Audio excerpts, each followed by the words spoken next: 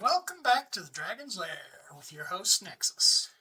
Okay, well, we've gone through SIGs, Tauruses, a little bit of Beretta, and then SIG again with the 365. So let's drop off a little bit and we're going to discuss the Canik, or as it's actually apparently pronounced, the Janik.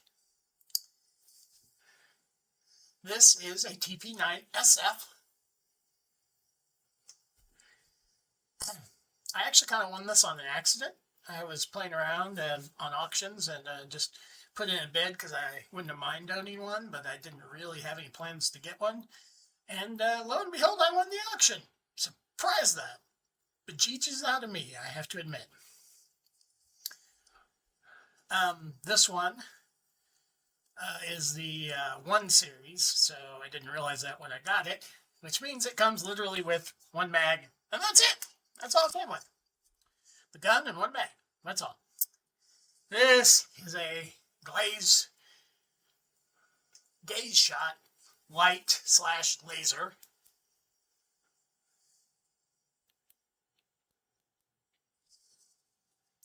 It's nothing special. It's a cheap $25 light off Amazon. I just thought the gun looked a little empty on the front, so I decided to put one on there. The laser is good for exactly 1 shot, and then it's wildly off course. So really not even worth having. Makes a great cat toy, though. I leave it on there because it's $25. It's made of plastic. It's not even aluminum. But for now, it'll do what it does what it needs to do. Let's discuss the Canik. Now, I was surprised. This one didn't come with any extra back straps. They are removable. They are changeable. That was a little disappointing. I think I would have liked, I'm pretty sure this is probably medium, I think I would have liked a large back strap. After playing with the macro, I've noticed that probably would have made this feel a little better to me. This gun is completely safe. Now, one thing I will admit that Canik took me by surprise is this slide lock. It's flush. You know, the Legion wanted a small flush one. This one's a larger one, but it's very flush. It works very well. I was very surprised by how well that works. It's got the trigger safety on it. And the Caniks are known for being a budget gun. These brand new are like $270 or $80. The full Canik box set, which gives you so much more than this does, is like $350. Gives you a holster, three magazines, cleaning supplies. You know, it's amazing. But I didn't know much about the Canik, so I didn't want to invest a ton of money into this. And I did find out, and I didn't realize, that the Canik doesn't like 115 grain 9mm ammo. It's apparently likes the 147, I think they said, which surprised me. I did have 1 stovepipe and 2 failure to fires when I was shooting some mags through it. I did buy another Metgar magazine for it, which that's another thing. Canik comes with Metgars. They're very nice. And it's an 18-rounder. It's pretty impressive. Very nice. Can't not fault their magazines. They also have a very good trigger. It's a very nice trigger. Everybody talks about their trigger and the short reset on it. It's very good. Quite enjoy it. Takedown is very Glockish. You just pull these down and the slide pops right off. And then it's just a spring and a barrel. The guide rod and the spring and the barrel, that's all it is. It does have the loaded chamber indicator. I should say cocked. This way. Probably kind of superfluous overall because it's not in a position you're really going to notice it that easily. But it is there, in case you ever need to know. Overall, the Canik, for being a budget pistol, quite impressed me. I would actually kind of like to get an SFX over this base SF. The SF was supposed to be, I think, for Special Forces. I don't know. It's what I read on the internet. It could be that wrong or right.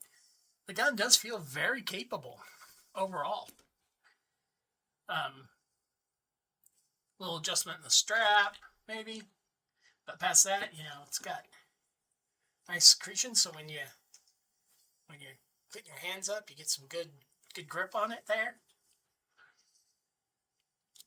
It's kind of almost got the 92 little indentation in the front. It does come with a plastic guide rod though, which, well, it's a budget pistol. What's that say about Beretta? Oh, who knows? But overall, it was a very interesting little budget build. This one will be probably staying around for a while just because I'm very new to Canik, so I was kind of just wanting to try it out and see how they go, and I really don't think I've put this one through its paces yet. I want to get it, at least 1,000 rounds through it, see how it works after that. I've heard once they break in, you can start firing 115 grade ammo in it easier. The sights, I'm used to 3-dot sights, and these have the white dot but blacked out rear. And they're very nice, actually. They work quite well. I was surprised how much I do actually like that. And it does have the loaded chamber indicator, which is right there. That pops up when it's loaded. So overall, not a bad little gun for the money. If you're really trying to stay, away from name brands, Glock, Beretta, Taurus is kind of a budget brand. Glock, Beretta, Smith & Wesson, so on and so forth. And stuff like that. The Canik is an up and riser for a Turkish company. They actually are making some really good pistols. From what I understand, the reason this looks very similar to a Glock is the Glock 3 patent expired. And Canik, so everybody can start cloning its styling. So that's where it started getting the Glock features out of it. This texture is very reminiscent of SIG right here. Over here, it's a little more aggressive in the front, a little more aggressive in the rear. A little sharp little holder there. But this feels very much like my 365 did. And overall, just so far, a very good budget pistol. I'll probably do later a bigger video on it, decide how it works in the future, how it handles this. This light probably will end up falling off and being broken because, like I said, it's a $25 cheapie. But eventually I'll find another one for it or do a different one for it. But right now, that one's fine. And if you enjoyed this and other videos I put out, please like and subscribe, and we will talk to you later.